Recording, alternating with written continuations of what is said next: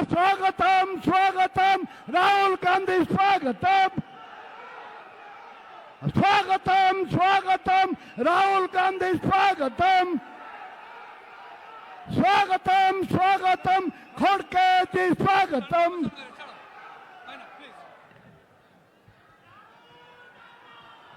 निवेदन करीबी मान्य राहुल गांधी पहुंचलानी छिड़ा है कि अगर स्टैंडिंग ओवेशन दिया ताली एते जोर मारो जोड़ा दिल्ली पर्यंत सुबह।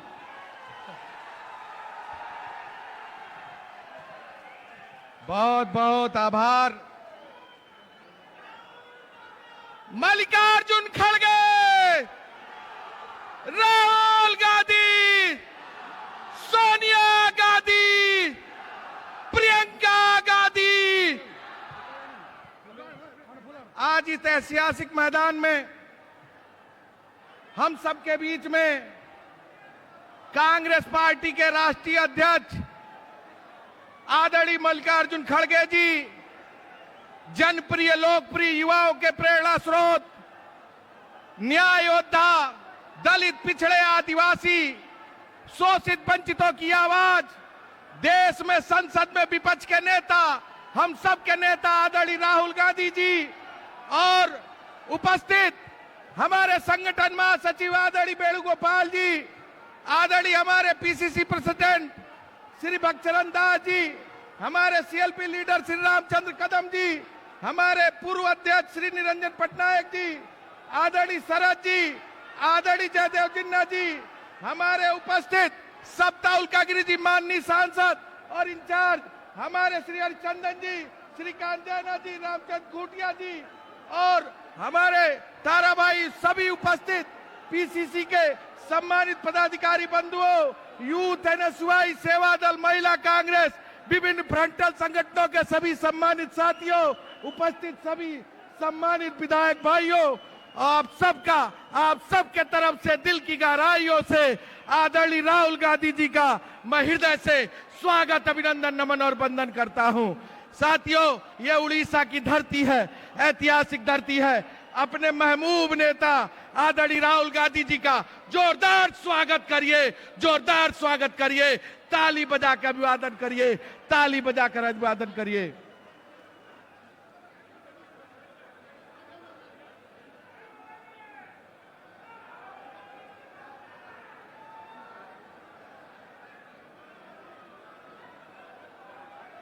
हमारे जिलाध्यक्ष जी भुवनेश्वर, यूथ एनएसयूआई महिला कांग्रेस के तरफ से स्वागत हो रहा है। भैया जल्दी जल्दी, मुकीम भाई भी हैं, आपका भी बहुत बहुत स्वागत है। बहन जी, राहुल गांधी, आवाज नहीं आ रही है भैया, जरा दोनों हाथ उठा के बोलिए, राहुल गांधी। अब मैं बुलाना चाहूंगा स्वागत भाषण के लिए आदरणीय श्री भक्तचरण दास जी, जो यहाँ उड़ीसा प्रदेश कांग्रेस के अध्यक्ष हैं, आए और अपना उद्बोधन दे, स्वागत भाषण करें। आदरणीय भक्तचरण दास जी। राहुल गांधी जिंदाबाद, खड़गे साहब जिंदाबाद, केसी वेणुगोपाल सर जिंदाबाद, पूरी ताकत से साथियों, राहुल गांधी जिंदाबाद। देश का नेता कैसा हो? राहुल गांधी जैसा हो। अब मैं आमंत्रित करूंगा प्रदेश कांग्रेस के अध्यक्ष आदरणीय भक्तचरण दास जी।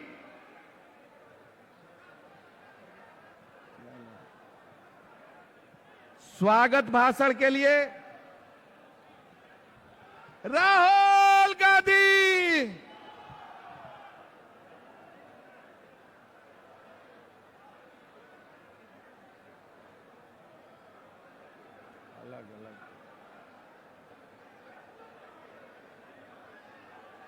आदरणीय अध्यक्ष जी, आदरणीय प्रदेश अध्यक्ष श्री भक्तचरण दास जी, आइए और स्वागत उद्बोधन करिए।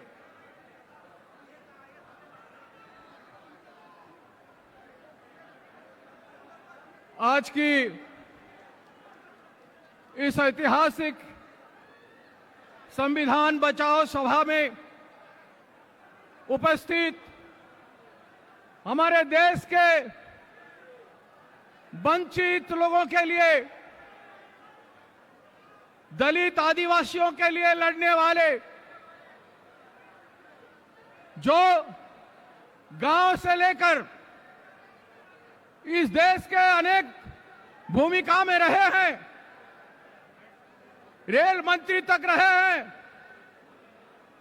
और दलितों में एक आस्था और विश्वास की पैदा किए हैं। कांग्रेस पार्टी ने उनकी स्वाभिमान, सम्मान और लोगों के प्रति उनकी भावना को देखते हुए उनको राष्ट्रीय जिम्मेदारी श्रीमती सोनिया गांधी जी ने, राहुल गांधी जी ने दिया था और वो जितना निभा रहे हैं, आज तक कभी रुके नहीं। स्वास्थ्य खराब होने के बाद भी, हार्ट ऑपरेशन के 4 दिन बाद उन्होंने बिहार में प्रोग्राम किया था जब मैं इंचार्ज था, उसी स्थिति में गए थे। वो महान हम लोगों के नेता आदरणीय मल्लिकार्जुन खड़गे जी, कांग्रेस अध्यक्ष का मैं इस सभा में स्वागत करता हूं, अभिनंदन करता हूं। और इस सभा में भारत के जन जन के नेता, युवाओं के, विद्यार्थियों के प्रेरणा के स्रोत, श्रमिकों के साथ मिलकर लड़ाई करने वाले, किसानों की हक के लिए लगातार लड़ने वाले, हथरस से लेकर के चारों ओर जहां जहां महिलाओं का उत्पीड़न हुआ है, यहां तक कि निर्भया का केस में उन्होंने परिवार के लोगों को जो राहत पहुंचाया, निर्भया केस में इतिहास भूल नहीं सकता, वो परिवार इस बात को जानता है। वो महान नेता, देश के भविष्य, जो शक्तिमान वास्तव में है। एक तो मोदी कहता है बहुत बड़ा Shaktimaan, ED, IT, election commission, न्यायालय, सारे संस्थानों को कमजोर करके अपना कब्जे में, जेब में रख के वो शक्तिमान दिखाता है। लेकिन मेरा नेता, इस जन जन के नेता, आप सबके नेता राहुल गांधी जी, जो कन्याकुमारी से कश्मीर तक अपनी भारत मां के गोद में पैदल चल के पूरा 4000 किलोमीटर चलते हैं और लोगों में विश्वास की स्थापना करते हैं, भय को लोगों को दिल से निकाल के फेंकते हैं।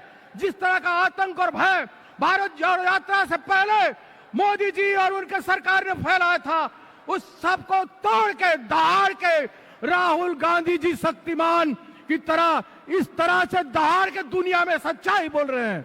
वो महान लोगों के दिल में, दिमाग में बैठने वाले, जिनके लिए आप गांव गांव से, पूरे राज्य से यहां आए हो, वो मेरे नेता, आप लोगों के नेता, देश के भविष्य राहुल गांधी जी आप लोगों के बीच में आए हैं। मेरे पास शब्द नहीं है, जिनके बारे में मैं जो जानता हूं मैं लोगों को कहता हूं, लेकिन यहां पर कह के आपका समय मैं लेना नहीं चाहता हूं। लेकिन आप ऐसे एक व्यक्ति जो भय से परे है, जरूरत से परे है, लोभ, लालच, माया, सारे चीजों की बंधन से मुक्त है, वो है राहुल गांधी। उनका मैं आप लोगों के बीच में ओडिशा के धरती पर, जगन्नाथ जी के भूमि पर स्वागत करता हूं। जय जगन्नाथ, जय जगन्नाथ, जय जगन्नाथ। और हमारे बीच में हम सभी को साथ देते हुए हमारे संगठन के महासचिव वेणुगोपाल जी आए हैं, मैं उनको स्वागत करता हूं। और आज जो लड़ाई शुरू हुआ है, ये लड़ाई शुरुआत है। पिछले अगले 1 साल में ऐसा 10 रैलियां होगा ओडिशा में। हमारे नेता लोगों से हम आग्रह करेंगे, विनती करेंगे, आएंगे और आपकी हौसला बनाएंगे, ओडिशा के जनता का विश्वास जीतेंगे और कांग्रेस ओडिशा के लोगों के साथ रह के काम करेगा और आपकी विश्वास सर्जन करेगा। नमस्कार, जय हिंद। बहुत बहुत धन्यवाद। अब मैं सीएलपी लीडर आदरणीय श्री रामचंद्र कदम जी को आहूत करूंगा कि आप आए और अपने विचारों को इस सभा को संबोधित करें।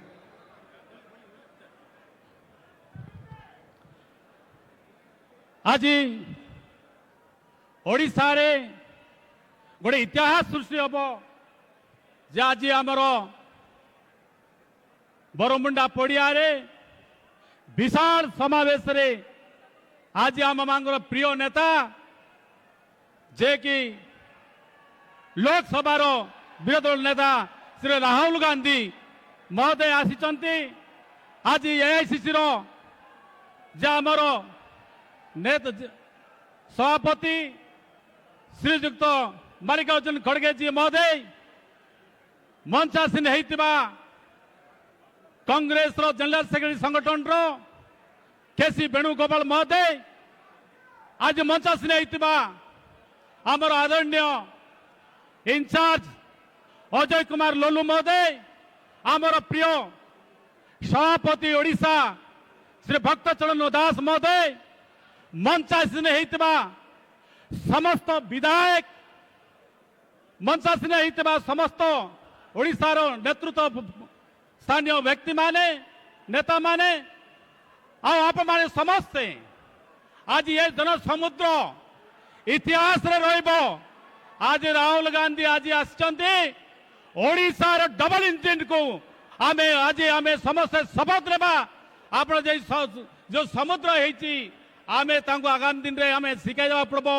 जे ओडिशा रे जो कांग्रेस आज विप्लव सृष्टि करची आपण मान समझ जानती ओडिशा विधानसभा रे आदिवासी लड़ाई चलीतिला महिला मानक झियो मानकर निर्यातना उपरे लड़ाई चलीतिला जो कि ये डबल इंजन सरकार आज आमको सस्पेंड समस्त 14 विधायक को सस्पेंड कले किंतु आमे भय करूनो आपण लड़ाई आम राहुल जी जो लड़ुचंती आज आप समझ जानते 14 विधायक भितरे 9टा विधायक जे कि नियमगिरी रे लड़ीते आदिवासी पाई राहुल गांधी लड़ीते आज अनडिवाइडेड कोरापुट जिल्ला रे गांधी फैमिली को कांग्रेस को भल पाती तेणु 9टा विधायक आदिवासी को नेले 14 रु 9 को आदिवासी मन को निर्वाचित करछंती से भितर मते जन को आज सेल्फ लीडर करबा सौभाग्य देइछंती मु आशा करे आगामी दिन रे कांग्रेस विधानसभा भितरे विधानसभा रे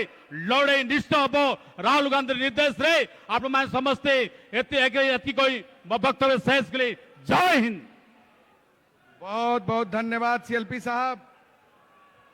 अब हम सबके बीच में जन जन के प्रिय युवाओं के प्रेरणा स्रोत जिन्होंने कन्याकुमारी से लेकर कश्मीर तक 4,500 किलोमीटर पैदल चलकर इस देश के संविधान को बचाने के लिए, गरीबों को बचाने के लिए, मजलूमों को बचाने के लिए यात्रा करने का काम किया।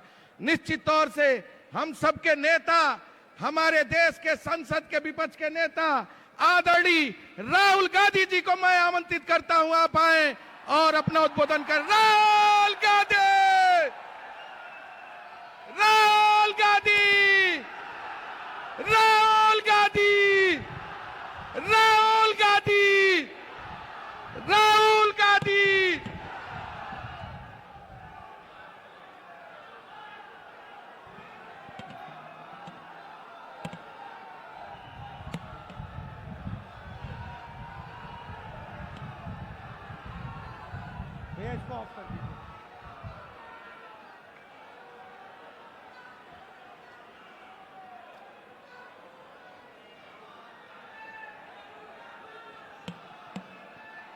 मल्लिकार्जुन खड़गे जी,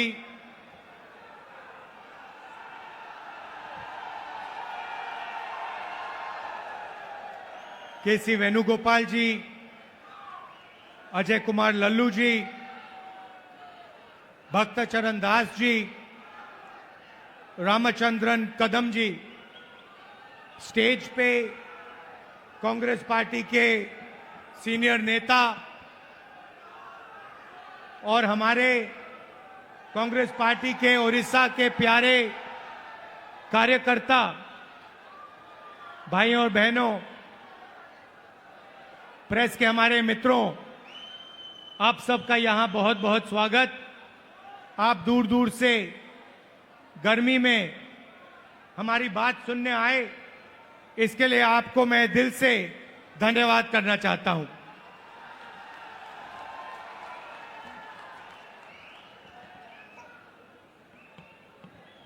कांग्रेस पार्टी के कार्यकर्ता का मूड कैसा है? नहीं नहीं नहीं, सुनाई नहीं दिया मुझे। कैसा है मूड आपका?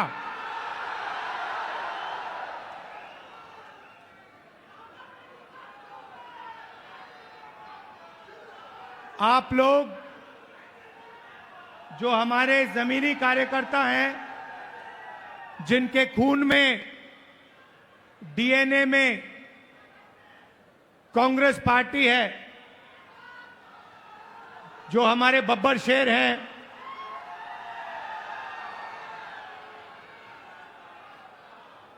आप ओडिशा की जो जनता है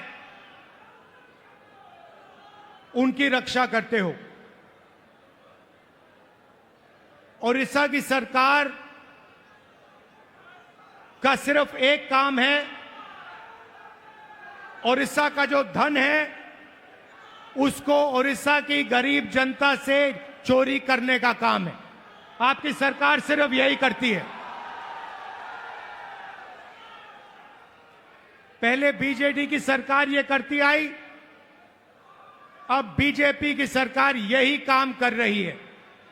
एक तरफ ओडिशा की गरीब जनता, दलित, आदिवासी, पिछड़ा वर्ग,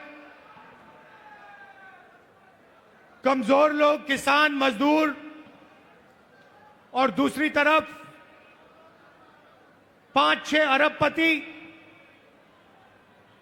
और बीजेपी की सरकार। ये लड़ाई हो रही है और इस लड़ाई में कांग्रेस पार्टी का कार्यकर्ता जो है वो ही इस लड़ाई को ओडिशा के, वही इस लड़ाई को ओडिशा की जनता के साथ मिलकर जीत सकता है और कोई नहीं जीत सकता है। भाइयों और बहनों, बीजेपी पूरे देश में संविधान पर आक्रमण कर रही है।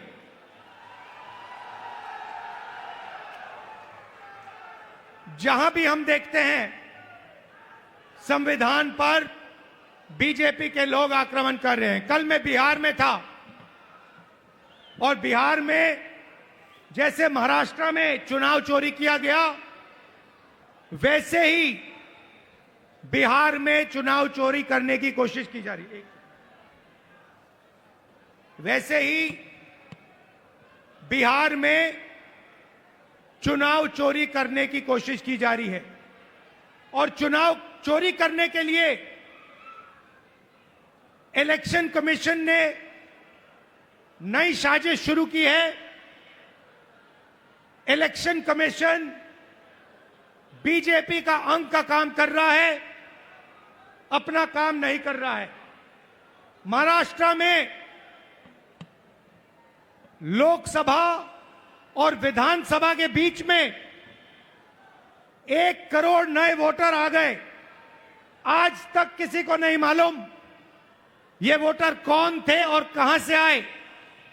हमने इलेक्शन कमीशन से एक बार नहीं, अनेक बार कहा है, आप हमें वोटर लिस्ट दीजिए, आप हमें वीडियोग्राफी दीजिए। इलेक्शन कमीशन नहीं देता है और जो चोरी महाराष्ट्र में हुई वही चोरी फिर से ये लोग बिहार में करने जा रहे हैं। कल मैं बिहार गया, इंडिया गठबंधन के नेताओं के साथ हमने कहा कि बिहार में हम इलेक्शन कमीशन को बिहार का चुनाव चोरी नहीं करने देंगे, बीजेपी को चुनाव नहीं चोरी करने देंगे। भाइयों और बहनों, ओडिशा इनका मॉडल है। यहां पे 5-6 बड़ी कंपनियों को ये आपका पूरा का पूरा धन दे रहे हैं। अभी मैं डेलीगेशन से मिला, किसान के डेलीगेशन से मिला, महिलाओं से मिला और उनकी आवाज सुनी, उनका दुख सुना, उनका दर्द सुना। भाइयों और बहनों, जल, जंगल और जमीन आदिवासियों की है। मैं फिर से दोहराना चाहता हूं, जल, जंगल और जमीन आदिवासियों की है और आदिवासियों की रहेगी।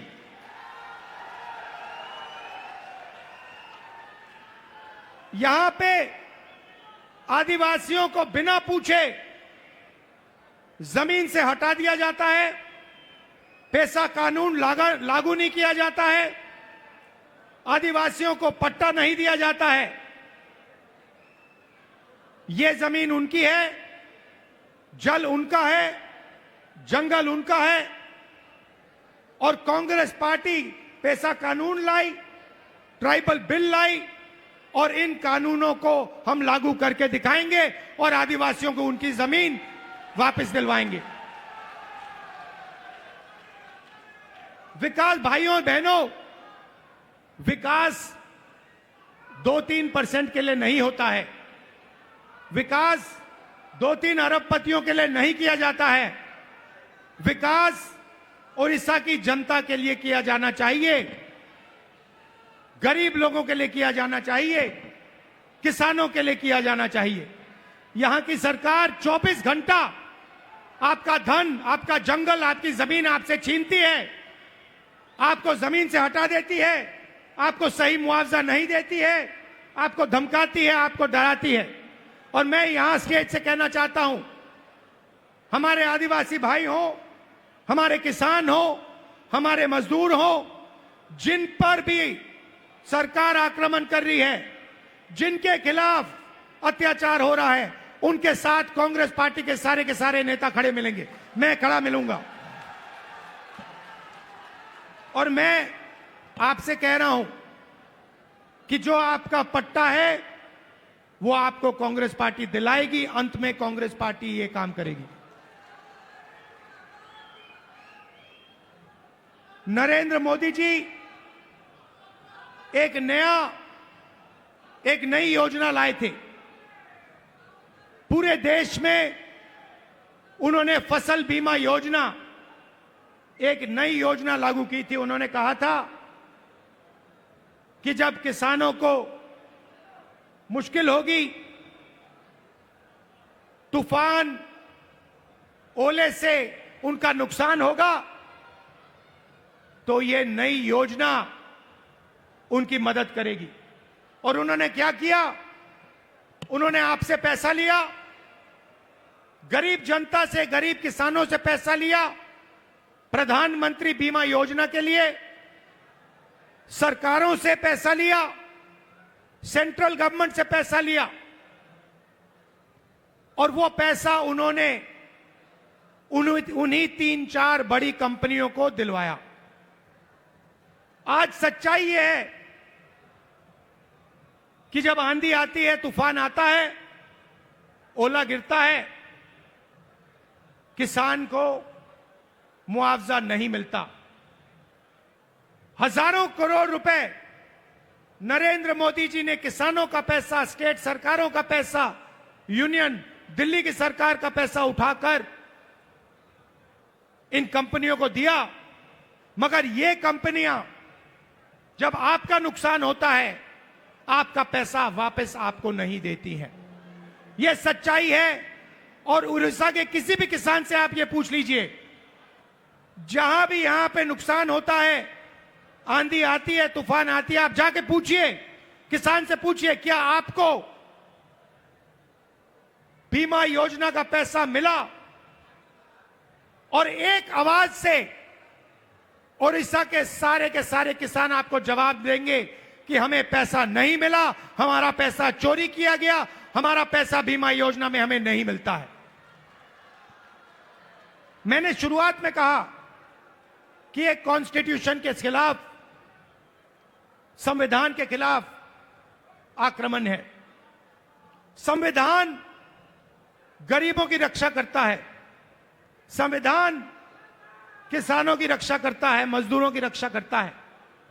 संविधान में कहीं नहीं लिखा है कि यह देश अदानी का है, अंबानी का है, अरबपतियों का है। यह आप संविधान खोल के देखिए, इसमें लिखा है कि यह देश हर नागरिक का है, इसमें हर व्यक्ति को एक वोट मिलेगा, जमीन इस देश की है, गरीब जनता की है, किसानों की है, किसी एक अरबपति की नहीं है। मगर जहां भी हम देखते हैं, चाहे वो उड़ीसा हो, छत्तीसगढ़ हो, जहां भी हम देखते हैं, एक नाम दिखाई देता है, अदानी अदानी अदानी अदानी।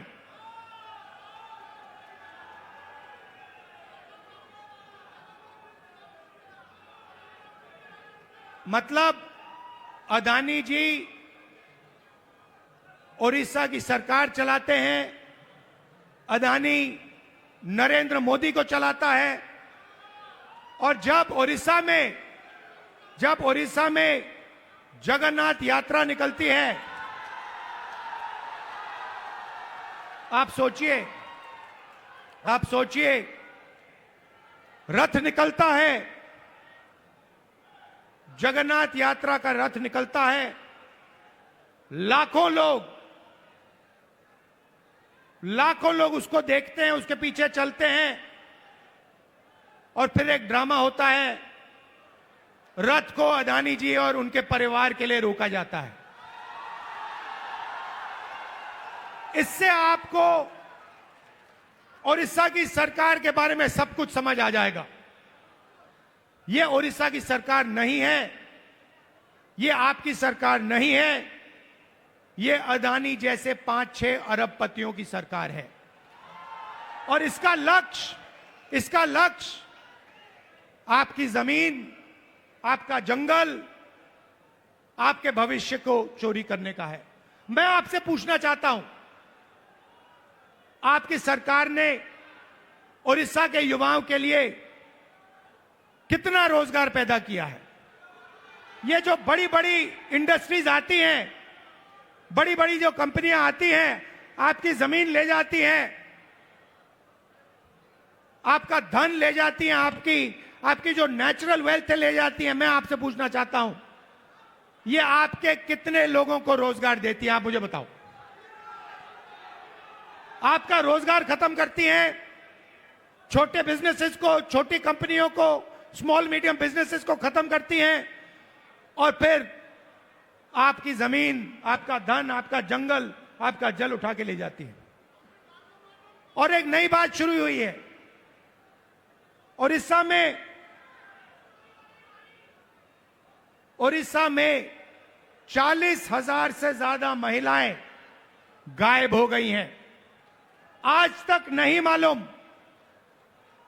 कि ये महिलाएं कहां गईं। महिलाओं के खिलाफ हर रोज यहां अत्याचार होता है, रेप होता है, बलात्कार होता है। हर रोज उड़ीसा में 15 महिलाओं का बलात्कार होता है, और आपकी सरकार को कुछ लेना देना नहीं। आपकी सरकार सिर्फ 24 घंटे आपका खून चूसती है, आपकी जमीन छीनती है। ना उनको महिलाओं से कुछ लेना देना, ना उनको रोजगार दिलवाना है, ना उनको युवाओं से कुछ लेना देना है। इसीलिए हम यहां आए हैं, और मैं आपको मैसेज देना चाहता हूं कि चाहे मैं हूं, या कांग्रेस प्रेसिडेंट हो, या कांग्रेस पार्टी के कोई भी नेता हो, हम यहां आपके साथ खड़े हैं। जब भी आपको मुझे बुलाना हो, जहां भी आपको मुझे ले जाना हो, मैं इस सरकार के खिलाफ लड़ना चाहता हूं, और इस सरकार को यहां से हटाना चाहता हूं। एक बात मैंने भक्तचरण दास जी को कही, तेलंगाना में हमने जाति जनगणना करवाया है। तेलंगाना में जाति जनगणना ने कमाल कर दिया है, क्योंकि जाति जनगणना ने तेलंगाना के हर नागरिक को समझा दिया है कि तेलंगाना में कितने लोग कौन से वर्ग के हैं, ओबीसी कितने हैं, अति पिछड़े वर्ग के कितने लोग हैं, दलित कितने हैं, आदिवासी कितने हैं, गरीब जनरल कास्ट के कितने लोग हैं। एक प्रकार से तेलंगाना सरकार ने तेलंगाना का एक्सरे किया है, और तेलंगाना की सरकार को अब मालूम है कि कितना धन किसके हाथ में है, कौन किसके पास क्या है, कितनी आबादी किसकी है। और मैं ये उड़ीसा की जनता से भी कहना चाहता हूं, देखिए यहां पर हमें पता लगाना है दलित कितने हैं, आदिवासी कितने हैं, पिछड़े वर्ग के लोग कितने हैं, गरीब जनरल कास्ट के लोग कितने हैं। क्योंकि हम चाहते हैं कि सरकार में, इकोनॉमी में, विकास में सबको भागीदारी मिले। आज ओडिशा के पिछड़े लोगों को, दलितों को, आदिवासियों को ना सरकार में जगह मिलती है, ना कॉर्पोरेट में जगह मिलती है, ना ब्यूरोक्रेसी में जगह मिलती है। ये जो 5-6 कंपनियां आप पर राज कर रही है, मैं आपसे पूछना चाहता हूं, इनके मालिकों में कितने पिछड़े वर्ग के लोग हैं? इनकी मैनेजमेंट में कितने पिछड़े लोग के वर्ग हैं? कितने दलित हैं? कितने आदिवासी हैं? कितने गरीब जनरल कास्ट के लोग हैं? आपको एक नहीं मिलेगा। इसीलिए मैंने भक्तचरण दास जी से, लालू जी से कहा है कि पूरा दम लगा के आप ओडिशा की जनता को समझाइए कि सबसे पहला काम जाति जनगणना है, और अगर हमें ओडिशा में बदलाव लाना है तो जाति जनगणना हमारा औजार है। क्योंकि जाति जनगणना से दलितों को, पिछड़ों को, आदिवासियों को, गरीब जनरल कास्ट के लोगों को अपनी सच्ची शक्ति समझ आएगी। और जिस दिन इनको अपनी सच्ची शक्ति समझ आ गई, उस दिन ये सरकार को गिरा के फेंक देंगे। भाइयों और बहनों, आखिरी बात मैं कहना चाहता हूं, बीजेपी की सरकार ने ड्राइवर्स एसोसिएशन और यूनियन से पर पूरा दबाव डाला कि वो इस मीटिंग का समर्थन नहीं किए। उन्होंने पूरा दबाव डाला, धमकाया और डराया ड्राइवर यूनियन को, एसोसिएशन को, कि यहां पे इस मीटिंग में कांग्रेस पार्टी का समर्थन न कीजिए और इस मीटिंग को डिसरप्ट करने में मदद कीजिए। और मैं यूनियन को और एसोसिएशन को धन्यवाद करना चाहता हूं कि आपने इस मीटिंग का समर्थन किया। और मैं इस स्टेज से कहना चाहता हूं कि सरकार को ड्राइवर एसोसिएशन और यूनियन की आवाज सुननी चाहिए और जो उनकी जेन्युइन डिमांड है उन्हें पूरा करना चाहिए। एक बार फिर मैं आप सबका दिल से धन्यवाद करना चाहता हूं। आप यहां आए, इतनी गर्मी में आए और आपने इतनी प्यार से मेरी बात सुनी। कांग्रेस पार्टी के कार्यकर्ता से कहना चाहता हूं, देखो आप लोग बब्बर शेर हो, आपको किसी से नहीं डरना है। आप टाइगर हो, आपको किसी से नहीं डरना है। आप आगे बढ़ो, आपके खून में कांग्रेस पार्टी की विचारधारा है, गांधी जी की विचारधारा है, संविधान की विचारधारा है। जाओ, लड़ो और इस सरकार को बदलो। धन्यवाद, नमस्कार, जय हिंद। धन्यवाद। अब मैं आमंत्रित करूंगा भारतीय राष्ट्रीय कांग्रेस के माननीय अध्यक्ष, देश में संसद में, राज्यसभा में विपक्ष के नेता आदरणीय मल्लिकार्जुन खड़गे जी से कि आप आए और अपना यशस्वी उद्बोधन करें। आदरणीय अध्यक्ष जी श्री मल्लिकार्जुन खड़गे जी। आदरणीय मल्लिकार्जुन खड़गे जी जिंदाबाद। आदरणीय मल्लिकार्जुन खड़गे जी जिंदाबाद। आदरणीय मल्लिकार्जुन खड़गे जी जिंदाबाद। आदरणीय मल्लिकार्जुन खड़गे जी जिंदाबाद। बहुत बहुत धन्यवाद।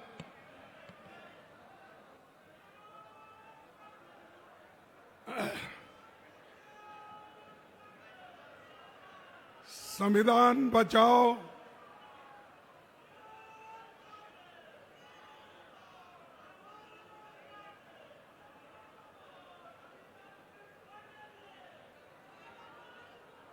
संविधान बचाओ।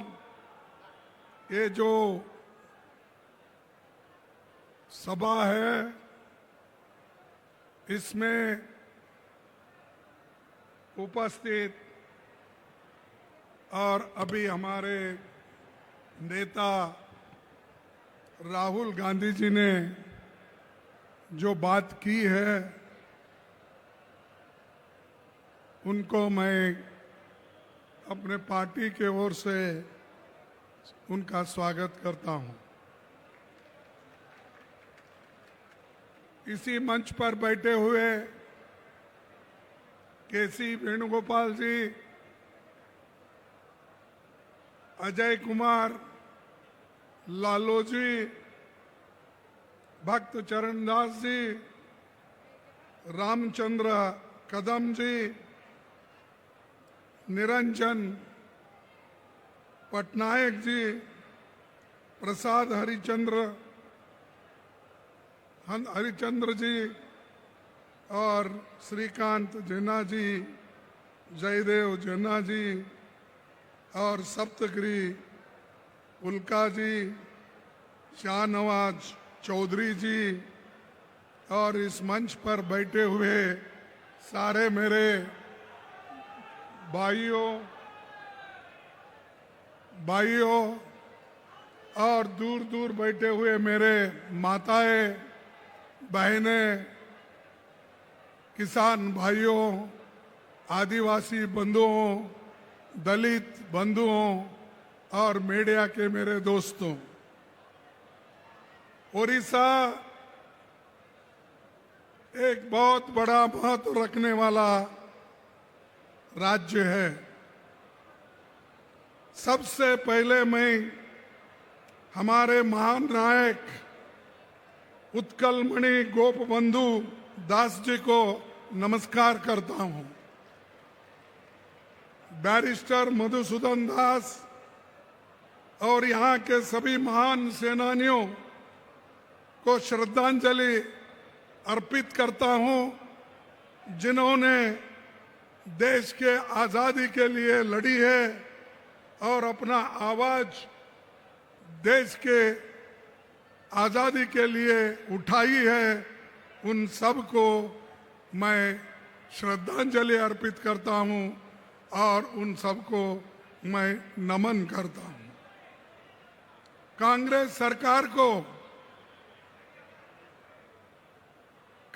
सरकार यहां पर जब थी और केंद्र में जब थी, तब यहां पर Paradip port, Rourkela steel plant, Hirakud, NALCO, NTPC, Chilika naval academy, Mancheswar में रेल कोच फैक्ट्री, कोरपुत में HAL ऑर्डिनेंस फैक्ट्री, ये सारी चीजें अगर किसी ने बनाई है वो कांग्रेस पार्टी ने बनाई है। मेरे को बताओ, मोदी जी कौन सा फैक्ट्री यहां पर लाए हैं? क्या काम उन्होंने किया है हमारे ओडिशा के जनता के लिए?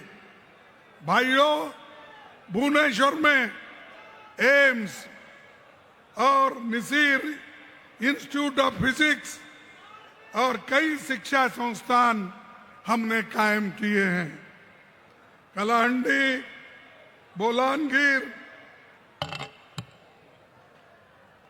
बोलानगिर और कुर्तापूत केपी के जिलों में ट्रांसफॉर्मेशन की योजना बनाई है।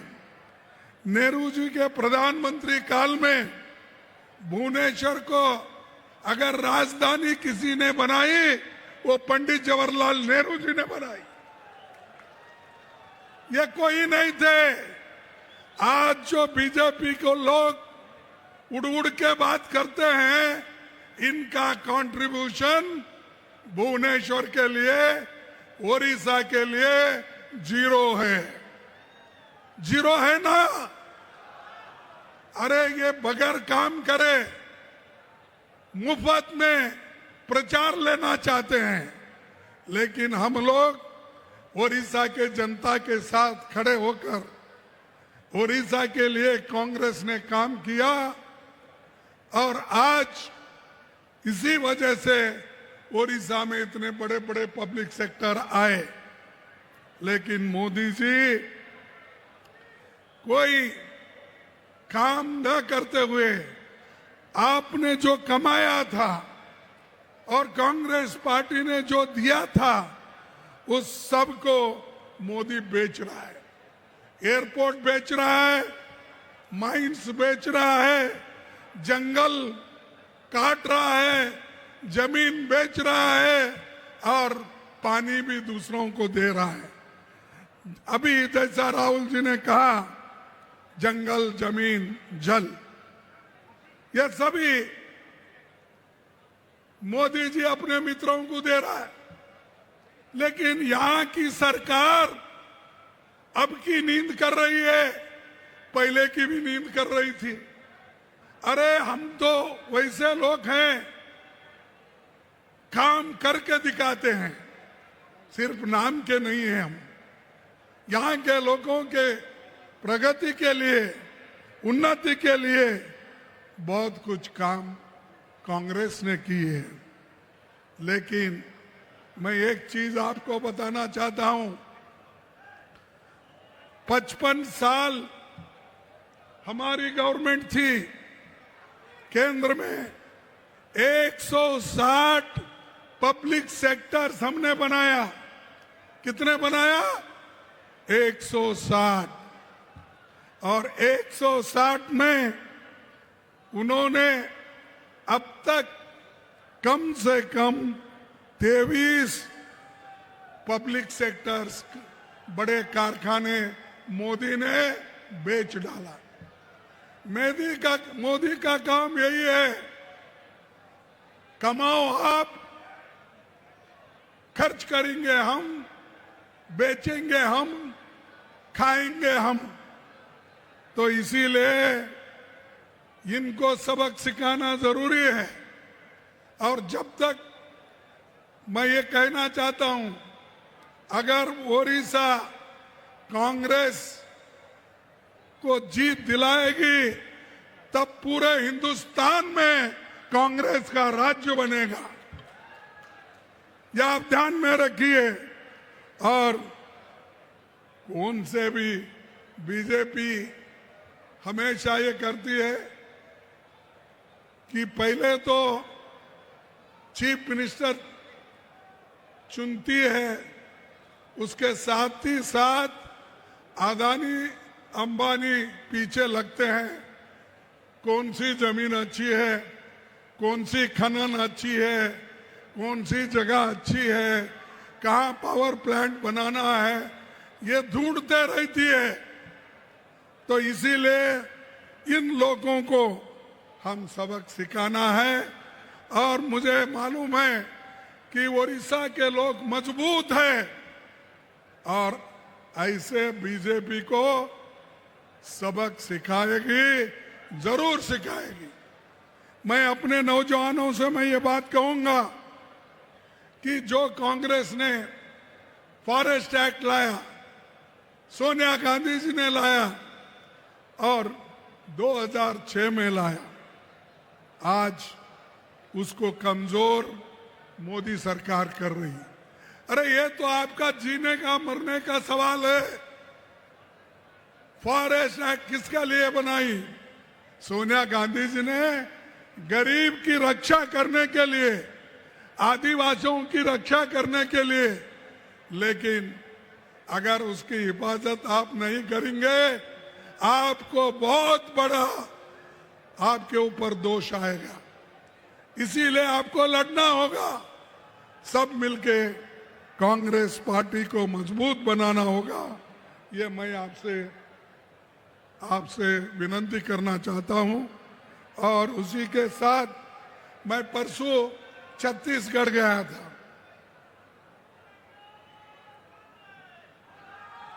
मैं छत्तीसगढ़ गया था, वहां भी यही है, जितने भी आदिवासी के लोगों के जमीन है, जंगल है, वो काटने शुरू किए हैं। क्योंकि इंडस्ट्री के नाम पे वो जंगल हर जगह काटते जा रहे हैं। तो ये दोस्तों, मैं आप सबको यही कहूंगा, मोदी का एजेंडा ये है कि इस देश के संविधान को खत्म करना। वो कहते थे 400 पार तुम सीट दो, इस बार 400 पार आएंगे। तुम अगर सीट देंगे तो हम संविधान बदलेंगे, ये उनका वायदा था। अगर संविधान बदल गया, याद रखो आप लोगों को जो पंडित जवाहरलाल नेहरू, डॉक्टर अंबेडकर, महात्मा गांधी जी, इन्होंने जो अडल्ट फ्रेंचाइज नौजवानों को, बूढ़ों को और सभी लोगों को जो वोटिंग का अधिकार दिया है, वो अधिकार इनके गवर्नमेंट ने छीन लिया जाएगा। यह कोशिश हमेशा उनकी रही है। आज भी देखिए, अभी हमारे नेता जिक्र किए, राहुल गांधी जी ने, महाराष्ट्र में अब जो सरकार बनी है वो चोरी की सरकार है, वो चोरों की सरकार है। 85 लाख वोट को बदलकर वहां पर उन्होंने अपनी सरकार बनाई बीजेपी वाले। आज वही कोशिश, कल जो राहुल गांधी जी बिहार गए थे, आप देखे होंगे बिहार में जो बहुत बड़ी रैली हो गई, वहां पर 7 करोड़ वोटर में से 2 करोड़ वोटर्स को वो काट रहे हैं। क्या ऐसी सरकार आपको चाहिए? क्या ऐसे लोग चाहिए? क्या इससे लोकतंत्र बचेगा? बचेगा लोकतंत्र? तो ऐसे गद्दारों को हम निकाल देना चाहिए, उनको सबक सिखाना चाहिए। अगर आप सबक नहीं सिखाएंगे, अपने पैरों पे आप कुराड़ी मार लेंगे। ये लोकतंत्र है, इसीलिए आप इतने लोग अब आए हैं। ये लोकतंत्र है, इसीलिए आदिवासी को रिजर्वेशन मिला है। ये लोकतंत्र है, संविधान है, इसीलिए शेड्यूल कास्ट को आज उनको भी रिजर्वेशन मिला है। और समानता, शिक्षण, स्वास्थ्य, ये सब चीजें संविधान के वजह से सबको मिला है, सब लोगों को मिला है। इसको अगर बचाना है, आप लोग एक होना, मजबूत रहना। हाल ही में मैं सुना, देखो सुनिए बाबू, सुनिए, तुमको भी बोलने में आसानी होगा कि जो बीजेपी सेक्युलर और सोशलिज्म इस शब्द को कॉन्स्टिट्यूशन से हटाना चाहती है। क्यों हटाना चाहती है? अरे उनके संविधान में तो, उनके जो पार्टी की संविधान है उसमें सेक्युलर सोशलिज्म लिखा हुआ है। और 1980 में उन्होंने जो संविधान बनाया उसमें ये उन्होंने लिखा है, हम भी संविधान में जो लिखा है उसका पालन करते हैं। अरे कहाँ पालन करते हो? हर जगह आरएसएस और बीजेपी ऐसे बातें कहते हैं, गरीबों के खिलाफ कहते हैं, संविधान के खिलाफ कहते हैं। इसीलिए मेरा नौजवानों से एक नम्र विनती है, आप जागो, उठो, संविधान की रक्षा करो, तभी तुम बचेंगे। नहीं तो ये लोग, बीजेपी के लोग, ये हर समाज को बांट रहे हैं, हर धर्म को बांट रहे हैं। अगर धर्म नरम में झगड़ा लगाने की कोशिश ये क्यों कर रहे हैं? कि हम लोगों को ये चाहते हैं कि इनका बंटवारा करो। भाइयों, हम तो संविधान बचाने के लिए आए हैं। और राहुल गांधी जी भारत जोड़ो यात्रा उन्होंने कन्याकुमारी से कश्मीर तक की। क्यों किया? कि उन्होंने इस संविधान को बचाने के लिए, देश को एक करने के लिए उन्होंने किया। मणिपुर से बंबई तक उन्होंने पदयात्रा की। वो क्यों किया?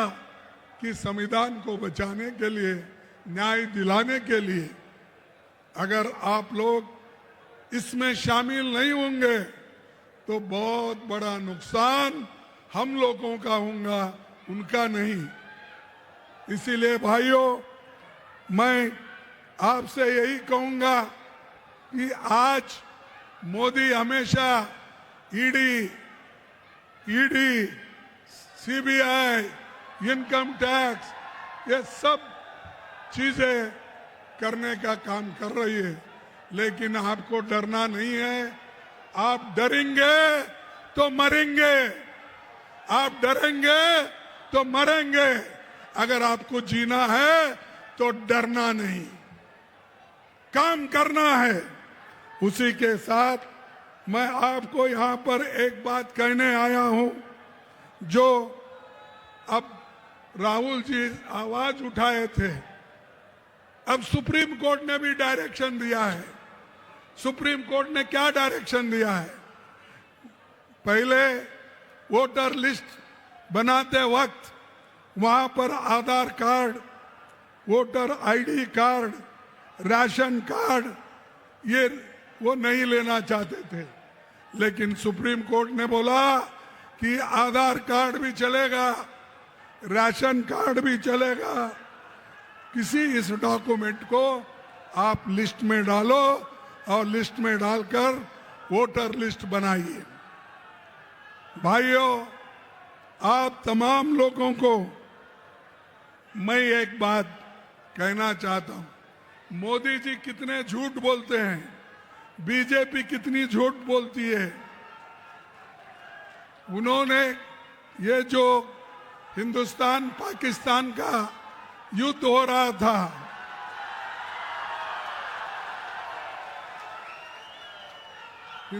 हिंदुस्तान पाकिस्तान का जो युद्ध हो रहा था, उस वक्त उन्होंने कहा, ट्रंप ने कहा कि मैं हिंदुस्तान और पाकिस्तान की लड़ाई खत्म किया हूं। मैं उनको कहा हूं कि ये लड़ाई बंद करो, उन्होंने फौरन बंद किया। ऐसा ट्रंप 16 बार बोले, मोदी उसको कुछ भी उत्तर नहीं दिए।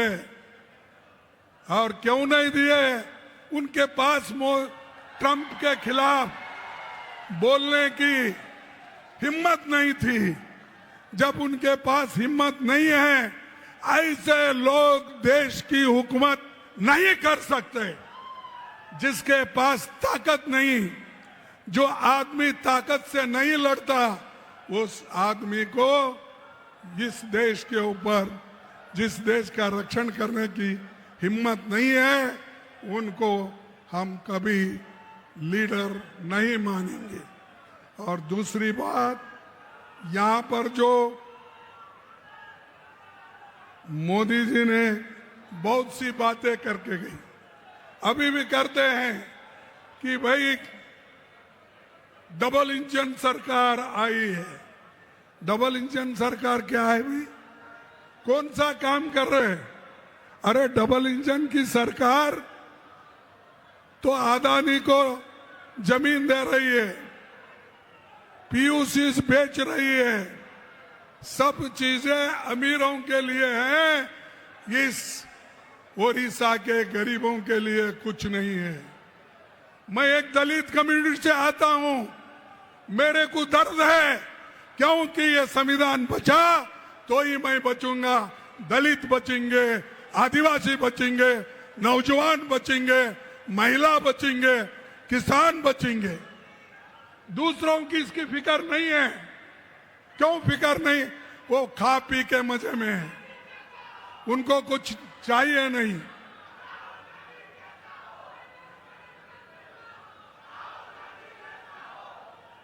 अरे जरा चुप बैठो भाई, बाद में तुम्हारा जोश दिखाओ। इलेक्शन आ रहे हैं नजदीक, उस इलेक्शन में अगर जीत के आए तो हम आपके ऐसे 100 ललकार सुनेंगे। थोड़ा पहले सुनने का सीखो भाइयों। और एक बात आपको ये कहूंगा कि राहुल जी मणिपुर गए तो मोदी क्यों नहीं गए भाई? मोदी क्यों नहीं गए? आज तक नहीं गए। 42 विदेश देशों में उन्होंने घूमा, 42 देशों में आज तक गए हैं। अभी भी 8 राष्ट्र का घूम रहे हैं। मालदीव्स को जा रहे हैं। अरे ये सब देशों को आप जा सकते हो, क्यों मणिपुर नहीं जाते? वहां रेप हो रहे हैं, घर जलाए जा रहे हैं, बच्चों की शिक्षा नहीं है, स्कूल बंद है। ये सब हो रहा है, मोदी उधर पैर नहीं रख रहे। इतने जहाज है उनके पास, क्या उनको 1-2 घंटे टाइम नहीं मिलता? आपको पाकिस्तान के लोगों को बिन बुलाए जाकर उनसे गले मिलते हो, हर लीडर से जाकर गले मिलते हो, तो क्या आपको मणिपुर के महिलाओं का रक्षण करने के लिए, महिलाओं को, बच्चों का रक्षण करने के लिए, वहां के जो इतनी भारी आपस में लड़ाई चल रही है उसको शमन करने के लिए आप क्यों नहीं जाते? ये मैं पूछता हूं। लेकिन उनको देश के बारे में हमदर्दी नहीं है। उनको सिर्फ गले में मेरे को कौन बुलाकर, कौन वो उनका देश का हार डालेगा, किस देश में जाके मैं वो सर्वोच्च पद लेऊं, इसमें ज्यादा उनका ध्यान है। और मैं आपसे ये कहना चाहता हूं कि ये उनके पास उधर जाने की हिम्मत नहीं है और वो जाना भी नहीं चाहते। और मैं खास करके SC ST और अल्पसंख्यक समुदाय के उनके भय को निकालना चाहता हूं। मैं चाहता हूं आदिवासी भाइयों, शेड्यूल कास्ट के लोगों, किसान के जितने भी लोग हैं और युवक हैं, आपको लड़ने का सीखना चाहिए। आप लड़ना चाहिए। और मैं यही कहीं दलित लोगों से भी कहूंगा, आदिवासियों से कहूंगा कि तुम अगर लड़ेंगे नहीं तो तुम निश्चित रूप से मरेंगे। तुमको दबाने वाले लोग हैं, तुमको दूर रखने वाले लोग हैं, मनुस्मृति को लाके तुमको मंदिर से दूर रखते हैं, तुमको हर देवल से दूर रखते हैं। मैं हाल में सुना, यहाँ पर जो एक हालात हो गई,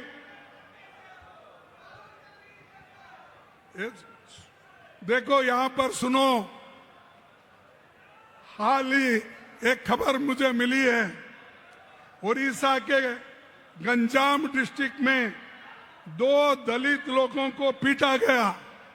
2 दलित लोगों को पीटा गया, बाल काटे गए, 2 किलोमीटर तक घुटने पर उनको चलाने की कोशिश की और घास खाने, गंदा नाली का पानी पीने के लिए मजबूर किया। क्या ये चाहते हैं? अरे इसके ऊपर आप जोर लगाओ, कहो, लड़ो। वो छोड़कर अगर हम छोटी मोटी बात करते नहीं तो मर जाएंगे। ये लोगों को, दलितों की हालत बीजेपी सरकार में है, यहाँ के सरकार में है। हमारी पार्टी लड़ रही है, हमारी पार्टी सत्याग्रह कर रही है, हमारी पार्टी हर जगह एजिटेशन कर रही है, लेकिन सरकार सो गई है। सरकार को उठाना होगा, जो चाहे उस मंत्र से उठाओ, तभी वो उठेंगे। और शेड्यूल कास्ट की हालत अगर उड़ीसा में ऐसी है तो आप ध्यान में लो, कल के दिन किसी और जगह ऐसा ही होगा। भाइयों, एक ऑफिसर को भी बीजेपी वालों ने मारा। अरे ऑफिसर को मारते हैं, दलितों को मारते हैं। अगर ये चीज यहां पर चलते गया तो कोई गरीब नहीं बचेगा, कोई दलित नहीं बचेगा। इसीलिए आपको ठीक ढंग से काम करना है। मैं एक रिपोर्ट पढ़ा, विधानसभा 29 मार्च 2025 को यहाँ के उपमंत्री ने विधानसभा में एक स्टेटमेंट दिया है। 11 महीने में 28,000 महिलाओं पर और बच्चों पर अत्याचार हुए। कितने? 11 महीने में 28,000 महिलाओं और बच्चों पर अत्याचार हुए। इसके खिलाफ लड़ो। ये लड़े तो ही हमारे लोग जागृत होंगे, महिला जागृत होगी, लड़ने की शक्ति आ जाएगी। तो इसीलिए आप सभी लोग, चाहे वो Gopalpur bridge Ganga gang rape हो, चाहे वो हमारे फैक्ट फाइंडिंग कमेटी कांग्रेस की भेजे थे, वो रिपोर्ट भी आया है, हम देखेंगे। उसके बाद में सदन में भी इस बात को हमारे लोग उठाए हैं और आने वाले दिनों में भी इसके बारे में ज्यादा से ज्यादा लोग ये सवाल को उठाएंगे। और एक मैं खास करके कहना चाहता हूं, यहाँ पर कमीशन खोरी बहुत है। अरे सैंड बेचते हैं, फॉरेस्ट बेचते हैं, हर चीज बेचने का, कमीशन खाने का। तो ऐसे बीजेपी के लीडरों को, गुंडों को आपको ठीक करना होगा। जैसा ठीक करना है वैसा ठीक करो। आप कहेंगे ठीक करे तो हमको जेल में डालेंगे, जेल में डालेंगे तभी तो आप लोग लड़ते रहना है अपने हकूक के लिए। जब आजादी के लिए हमारे लोग, लाखों लोग जेल गए, फांसी पे चढ़े, अपने बच्चों की जब स्कूल बंद कर दिए, तो क्या वो नहीं लड़े? किनके लिए लड़े? क्या ये अपनी हिफाजत के लिए, अपने हकूक के लिए आप इन गुंडों के साथ लड़ नहीं सकते? लड़ना बोले तो मैं रोज उठ के मारा मारी करो वो नहीं बोलता। लड़ना जो बापू ने हमको सिखाया है, सत्याग्रह करना, एजिटेशन करना और सब लोग मिलके काम करना। तो मैं जो अभी याद किए, राहुल गांधी जी ने भगवान जगन्नाथ की रथ यात्रा तक सरकार ने लापरवाही की। वो उसमें 3 श्रद्धालु मर गए, 50 से अधिक लोग घायल हो गए और रथ भी 2 दिन ठहरा। अमीर आने तक उसको खींचना नहीं। क्या अमीर के लिए भगवान बना है? क्या अमीर के लिए ही जगन्नाथ है? अरे भाई, भगवान सबके लिए होता है। और आज ये भगवान के नाम में भी लूट रहे हैं। ये बीजेपी का काम यही है। भगवान का राम नाम सत्य है, ये बोलते हैं। और उनका काम क्या है? मुख में राम, बगल में छुरी। मुख में राम, बगल में छुरी। अरे ये बीजेपी का काम है, इनको हमको छुड़ाना है। और यहाँ पर जो हमारी नेता इंदिरा गांधी जी आई थी, आप सबको मालूम है कि इंदिरा गांधी जी ने उस वक्त क्या कहा था। उन्होंने ये कहा था कि यहाँ पर जो मैं आई हूं, मैं उन्हीं के शब्द को मैं पढ़ता हूं। मैं आज यहां हूं, कल शायद यहां न रहूं। मैं आज यहां हूं, कल शायद यहां न रहूं। मुझे चिंता नहीं कि मैं रहूं या न रहूं। मुझे गर्व है कि मैंने अपना पूरा जीवन अपने लोगों की सेवा में बिताया है। मैं आखिरी सांस तक ऐसा करती रहूंगी और जब मरूंगी तो मेरे खून का एक एक कतरा भारत को मजबूत करने के लिए लगाएंगे। कौन कहते हैं? कोई बहादुर है बीजेपी में? कोई मां का लाल है ऐसी बात करने वाला? उन्होंने अपनी जान खोई, 30 गोलियां उनके छाती में गिरी, प्राण छोड़ी। ये है कांग्रेस, ये है कांग्रेस के नेता लोग। तो इसीलिए जो लोग देश के लिए लड़ते हैं और देश को एक रखने के लिए, हमारे राजीव गांधी जी अपनी जान खो दिए, इंदिरा गांधी जी दी, और देश के उसूलों के लिए महात्मा गांधी जी दिए। बताओ मेरे को, बीजेपी में, आरएसएस में ऐसा कोई नेता है कोई नेता? और तुम हमको सिखाते हो। तो भाइयों, मैं आपसे ये विनंती करके अपनी बात को समाप्त करूंगा। राहुल जी भी वही काम आज कर रहे हैं देश के लिए और एकता रखने के लिए, और एकता हम रखेंगे और एकता के लिए हम लड़ेंगे, मरेंगे, सब कुछ करेंगे। तो अफसोस है आज की सरकार हमारे प्रधानमंत्री सिर्फ प्रचार करने के लिए हर जगह जाते हैं। अरे भाई, वहां पहलगांव में और हमारे दूसरे जगह हमारे जो मीटिंग हो रहे हैं, उन मीटिंगों में मोदी नहीं आते, इलेक्शन में फिरते हैं। अरे जिसको देश की चिंता नहीं है वही ऐसी काम करता है। इसलिए आप लोगों को गौर से सुनना है, काम करना है।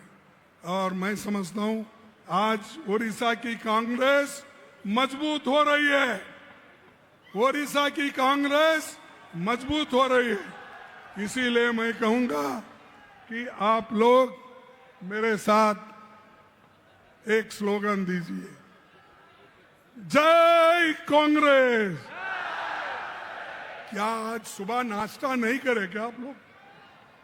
जय कांग्रेस, जय कांग्रेस, जय हिंद, जय हिंद, जय हिंद, जय ओडिशा, जय ओडिशा, जय ओडिशा। आप सभी को धन्यवाद, नमस्कार, जय भीम। बहुत बहुत धन्यवाद। अब समापन भाषण के लिए वोट ऑफ थैंक देने के लिए आदरणीय हम सबके लोकप्रिय सांसद आदरणीय सप्ता उल्का गिरी जी से मैं आग्रह करूंगा कि आए और सभा को समाप्त करने की घोषणा भी करें। हम सबके बीच आए हुए हमारे एआईसीसी अध्यक्ष मल्लिकार्जुन खड़गे जी, हम सबके नेता leader of opposition Shri Rahul Gandhi ji, संगठन महामंत्री श्री केसी वेणुगोपाल जी, मंच पे सीएलपी लीडर, पीसीसी प्रेसिडेंट, सारे एक्स पीसीसी प्रेसिडेंट, हमारे विधायकगण, सारे नेतागण, भाई बहनों, आप सबको यहाँ पे बहुत बहुत स्वागत, बहुत बहुत धन्यवाद। आप इतने बहुत मात्रा में उड़ीसा के हर जिला से आप यहाँ आके पहुंचे हमारे नेता को सुनने के लिए। राहुल जी जब आप बोले कि महाराष्ट्र हरियाणा में इलेक्शन चोरी किया है, हमें लगता है उड़ीसा में भी इन्होंने चोरी किया है, बिल्कुल चोरी किया है। मुख्यमंत्री जब जाते हैं 5000 लोग भी जमा नहीं होते हैं। रथ यात्रा में कोरापुट में 10-10 मंत्री मेरे क्षेत्र में गए थे, वो मंत्री को रिसीव करने के लिए 100 से ज्यादा लोग भी नहीं है यहाँ पे। 1 साल से सत्ता में आए हैं, पहले 24 साल एक सरकारी ऑफिसर चलाता था, लेकिन अभी सरकार किसी को मालूम नहीं गुजरात में कौन बैठ के चला रहा है यह सरकार। यहाँ पे ट्रांसफर करने का औकात मुख्यमंत्री को नहीं है। यहाँ सब कुछ सेंट्रलाइज्ड होके कोई एक गुजरात का बंदा यहाँ बैठा हुआ है जो पूरा सरकार चला रहा है। जब 2024 का इलेक्शन समाप्त हुआ, ये लोग की बोलती बंद होगी, जय श्री राम जय श्री राम। आपको याद होगा लोकसभा में बोलते थे, जय जगन्नाथ बोलने लगे। लेकिन दुख की बात है, इस साल रथ यात्रा में अदानी के लिए प्रभु जगन्नाथ के रथ यात्रा को रोकना पड़ा इन लोग। ऐसे इतिहास में पहली बार हुआ कि 3 व्यक्ति की मृत्यु होगी स्टैंपेड में। जो आपने मार्गदर्शन दिया हम लोग को जल जंगल जमीन की रक्षा करने के लिए, ये हम आपके साथ है। आपके दिशा के अनुसार कांग्रेस पार्टी पूरे राज्य में ना अदानी अंबानी किसी को घुस नहीं देंगे जब तक हम लोग हैं। और जो गरीबों की आवाज, आदिवासी की आवाज लगातार उठाते रहेंगे। मैं अपने सारे नेताओं को बहुत बहुत धन्यवाद देना चाहता हूं। आप यहाँ पे आए, हमारे ड्राइवर एसोसिएशन के सारे ड्राइवर्स को भी बहुत बहुत धन्यवाद देना चाहता हूं। आप लोग हमें समर्थन किए, मीडिया के भाई बहनों सबको भी बहुत बहुत धन्यवाद। आखिर में हमारे सारे बब्बर शेर, आप सबको बहुत बहुत धन्यवाद। मेरे साथ स्लोगन लीजिए, राहुल गांधी जिंदाबाद, राहुल गांधी जिंदाबाद, मल्लिकार्जुन खड़गे जिंदाबाद। बहुत बहुत धन्यवाद।